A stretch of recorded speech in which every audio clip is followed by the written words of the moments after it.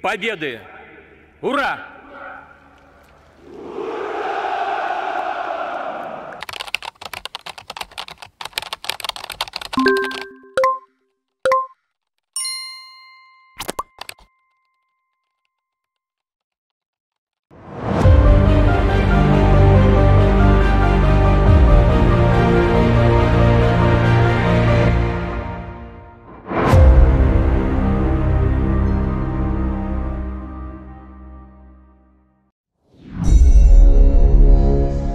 Ketika Belarusia membuka perbatasan dengan Polandia sehingga terjadi migrasi manusia ke arah Polandia dari Belarusia, maka komentar Bosman, jago nih Putin. Kampret, kapan Indonesia punya pemimpin negara seperti Putin atau seperti Xi Jinping ketika mengelola negara dapat mengangkat Indonesia ke tingkat dunia. Ngimpi banget dah. Kita semua tahu ambisi Putin ambil Ukraina. Kita sudah rinci mengapa Putin mau menganeksasi Ukraina. Yang jadi pertanyaan selanjutnya adalah bagaimana cara Putin mengambil Ukraina. Tidak seluruh Ukraina, tidak sampai Kiev, hanya sebagian Ukraina. Maka Putin melakukan banyak manuver trisula yang menarik. Pertama, Belarusia yang merupakan negara perbatasan Rusia yang pemimpin Belarusia adalah sekutu Putin, mulai bermain mengganggu Polandia. Belarus dibikin atau dikonflikkan dengan Polandia sehingga warga Belarusia hijrah migrasi keluar Belarusia ke Polandia. Tujuannya ya pastinya membuat tentara NATO dari Eropa Barat mau ke Ukraina jalan darat jadi nggak bisa. Mau masuk lewat Belarusia ya bakal tidak dikasih karena lagi konflik. Saat ini sekutu NATO hanya Amerika dan Inggris yang stand alone, tidak terpengaruh gas Rusia. Sementara Jerman, Prancis, Spanyol, dan negara Eropa Barat lainnya energi gasnya bergantung pada Rusia bahkan lebih dari 60%. Efeknya ketika mereka mau masuk ke Belarusia atau membela Ukraina diancam oleh Rusia dengan gas Rusia. Sejauh ini Jerman belum berani dan negara Eropa lainnya tidak berani bergerak ke Ukraina mendukung Inggris dan Amerika karena tekanan gas Nord Stream 1 dan Nord Stream 2 milik Gazprom Rusia dikendalikan mati nyalanya oleh Rusia. Eropa Barat jadi nggak berani bergerak mereka saat ini. Kapal selam Rusia sudah masuk ke Laut Baltik. Militer Rusia jaga di Laut Baltik. Kalau NATO mau masuk hanya bisa lewat udara dengan kapal induk yang ada di posisi Laut Atlantik. Ini sangat jauh dan sangat mudah diintercept. Di sisi selatan Ukraina yaitu Laut Mati atau Dead Sea, ada negara Turki yang merupakan sekutu Putin. Erdogan sejak dikudeta Amerika yang digagalkan oleh Rusia menggunakan Rusia sekarang sebagai sekutu utamanya. Balik badan dari Amerika itu Turki.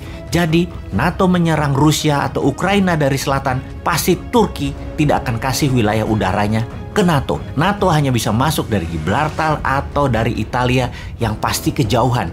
Dari Samudra Atlantik, dari Swedia atau dari Jerman juga nggak gampang. Ukraina saat ini sitting duck bagai bebek yang tinggal dieksekusi oleh Rusia. Sulit untuk menolong Ukraina. Strategi hebat Putin sulit dilawan. Ukraina mangsa lemah yang tidak ada yang bisa menolong dari cengkraman Rusia. Lewat udara sudah diblok di Polandia dan Belarusia. Eropa Barat ditekan melalui gas. Amerika Inggris hanya bisa serang dari Gibraltar atau dari utara Belarusia, dari Latvia. Jadi kesimpulan, lupakan NATO. Anda kalah strategi sama Putin. Apa efek perang Ukraina tersebut? Kita semua tahu harga minyak mentah di tahun 2021 naik 50% menjadi di harga sekarang sekitar $77 per barelnya. Setiap kenaikan $1, Rusia untung mendekati angka $1 billion per harinya dari minyak tersebut. Ketegangan Ukraina akan membuat minyak mentah dan harga gas naik. Ditarget naik 20%-an dari nilai sekarang ke arah $100 per barelnya. Rusia untung dari dua sisi, untung dari harga minyak dan gas, serta dapat Ukraina kalau perang terjadi antara sekutu versus Rusia. Rusia saat ini di atas angin. Di sisi lain, perang pasti berlangsung cepat. Rusia pasti tidak ambil Kiev, tapi mungkin sampai perbatasan Kiev. Lalu dunia akan resesi, slow down ekonominya ketika harga minyak ke $100 per barel. Slowdown ekonomi jadi berkepanjangan setelah COVID membuat manufaktur industri melambat. Ditambah perang Ukraina di ujung mata. Perang Ukraina akan berefek memukul ekonomi dalam negeri Tiongkok pastinya. sebagai negara produsen yang minyak BBM importnya hingga 90% yang semua didapat dari luar Tiongkok. Hal ini yang membuat Xi Jinping makin tidak populer, dan untuk populer Xi Jinping pasti meniru Putin, yaitu bangkitkan nasionalisme dan serbu Taiwan. Kedua perang tersebut sudah diprediksi sejak 2019 dalam kitab Sontoloyo yang berjudul Mardigu Nation. Jelas sudah mengatakan perang Laut Natuna Utara dan perang di selatan Eropa pasti terjadi. Sungguh, data ini bukan ramalan, ini analisa. Full data sebelum membuat analisanya. Rusia dengan strategi Morishkova 2.0 memang punya rencana besar di Eropa dan merinci bagaimana mengambil Crimea, melepas Inggris Brexit dari Uni Eropa, melepas bangsa Katalan agar mereka merdeka dari Spanyol, mendukung separatis Baski, mendukung separatis timur Ukraina anti Kiev. Semua strategi jangka panjang oleh Putin dikerjakan desainnya sejak lama.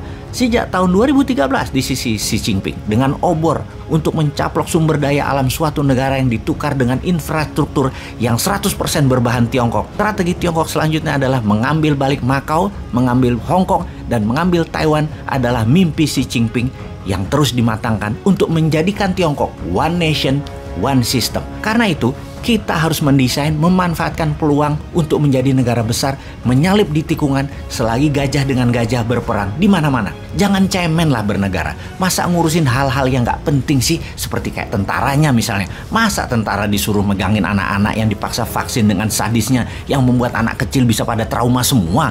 Atau bernegara saat ini para elitis malah sibuk membangun apa saja proyek-proyek tadi dengan hutang lagi, sibuk bagi-bagi cuan antara pengusaha dan penguasa atau istilahnya peng-peng. Sibuk atur-atur kebijakan proyek untuk mereka belah-belah di atas sana. Rakyatnya hanya dikasih info dari buzzer seakan apa yang pejabat kerjakan tidak melanggar sumpah jabatan walau KKN. Dengan buzzer, rakyatnya dibikin gak paham bernegara dan tidak tahu berita luar negeri bahwa dunia mau perang yang padahal bisa dimanfaatkan untuk Indonesia berdaulat.